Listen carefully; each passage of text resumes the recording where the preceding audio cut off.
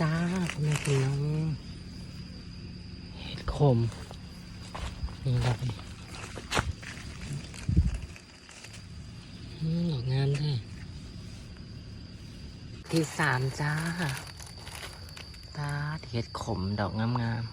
ๆตายละงกเหลืองจ้าน้องงามแท้จีบมา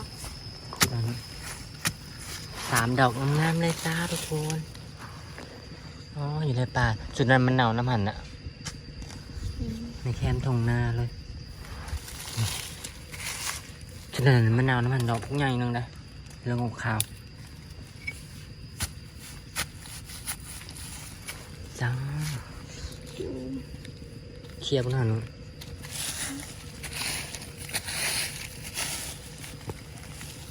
งกเหลืองจ้าทุกคนไทยเป็นยัง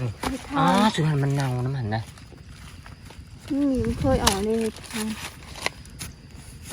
เงินบ่เห็ดทานกินได้บ่เห็ดอันนี้นะเห็ดทานบอกจ้าเห็ดทานกินได้เลย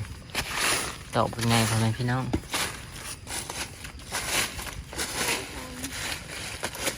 สุดท้ายนั้นมันเน่าน้ำมันดอกเป็นไงหนึ่งพลังงง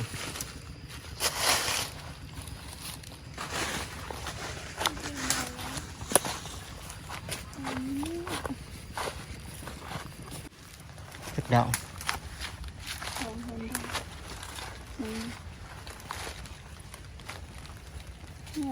เขาขายอยู่ในตลาดเห็นนี่กันบนแพงนี่คิดทันเลยเผิ่งน้ำโพกจะออกจากนั้นไม่เผิ่งขาอ่อนนะมันออกเป็นมูเลยเป็นมูครับไปงามแท้กำลังอ่อนๆเลยกินไม่ได้ขมเลยเห็ดนี่ขมมันวัดงามขมเลยนะ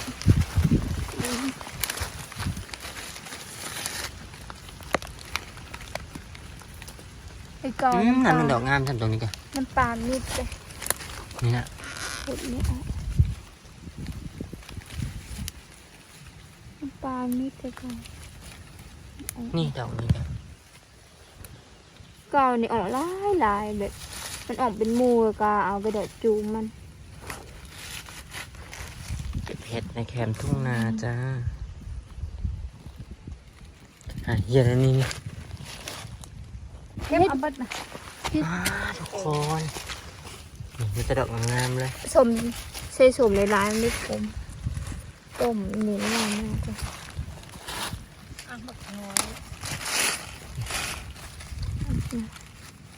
ผักแท้งามเนี่ยปลามีคนกี่ร้อยครับดอกอ่อนนะ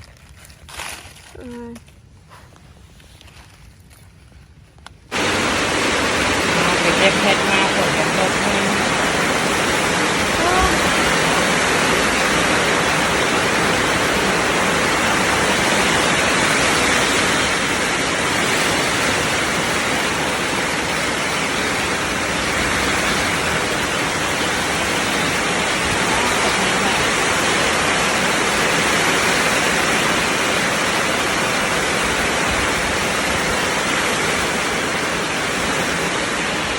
นั่งไปเก็บเห็ดนะทุกคน